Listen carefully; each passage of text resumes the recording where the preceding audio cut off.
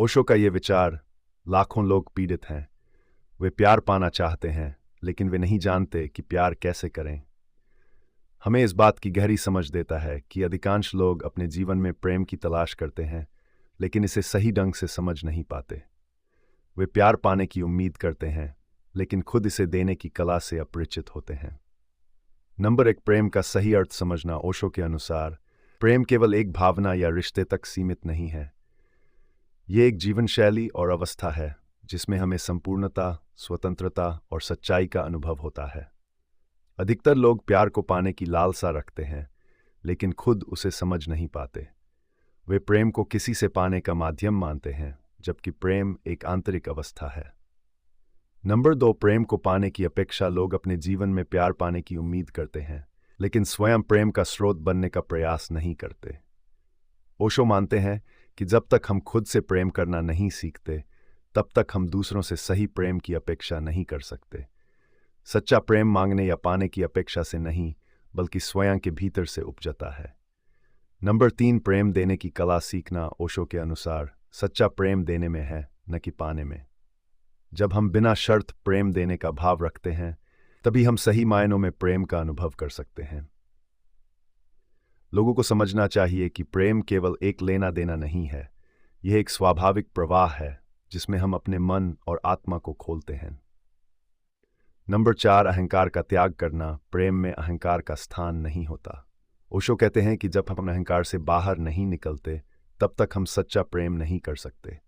अहंकार हमें दूसरों से जोड़ने की बजाय हमें एक अलगाव पैदा करता है, जो प्रेम को बाधित करता है। नंबर 5, प्रेम में स्वतंत्रता। ओशो के अनुसार सच्चा प्रेम स्वतंत्रता का प्रतीक है। अधिकतर लोग अपने रिश्तों में बंधन और प्रतिबंध की अपेक्षा रखते हैं, जिसे प्रेम दबाव और अधिकार का रूप ले लेता है। सच्चे प्रेम में हम अपने साथी को स्वतंत्रता देते हैं और खुद भी उस स्वतंत्रता का अनुभव करते हैं। यह स्वतंत्रता हमें प्रेम का असली स्वाद देती है। नंबर 6, प्रेम की समझ का अभाव। लाखों लोग इसीलिए पीड़ित हैं क्योंकि उन्हें प्रेम की सही समझ नहीं है।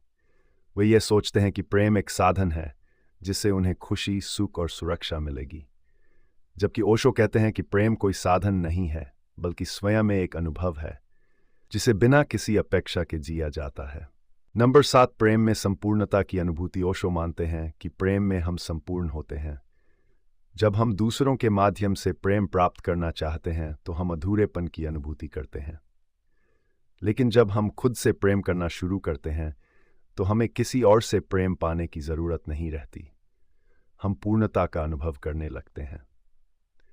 नंबर 8, प्रेम का भय। बहुत से लोग प्रेम से डरते हैं क्योंकि उन्हें अस्वीकृति, दर्द या धोखे का डर होता है। इस डर के कारण वे खुद को प्रेम में खुलकर व्यक्त नहीं कर पाते। ओशो कहते हैं कि प्रेम के प्रति डर को छोड़ना जरूरी है, तभी हम इसे सही मायनों में अनुभव कर सकते हैं। नंबर 9, प्रेम का साधन, ध्यान और समझ। ओशो मानते हैं कि ध्यान और जागरूकता से हम प्रेम की सही समझ प्राप्त कर सकते हैं। जब हम अपने भीतर की गहराइयों को समझते हैं, तब हमें प्रेम का सही अर्थ समझ में आता है। ध्यान से हम अपने भीतर के प्रेम के स्रोत से जुड़ते हैं, जो हमें दूसरों से प्रेम देने और उसे सही तरीके से पाने में सक्षम बनाता है। ओशो का ये विचार कि लाखों लोग पीड़ित हैं, वे प्यार पाना चाहते हैं, लेकिन वे नहीं जानते कि प्यार कैसे करें, हमें सिखाता है कि सच्चा प्रेम पाने के लिए हमें पहले खुद को प्रेम देना सीखना चाहिए। प्रेम मांगने की चीज नहीं है, यह हमारे भीतर का वह भाव है जिसे हम दूसरों के साथ साझा करते हैं। जब हम बिना शर्त प्रेम करना सीख जाते हैं, तभी हम सच्चे प्रेम का अनुभव कर सकते हैं।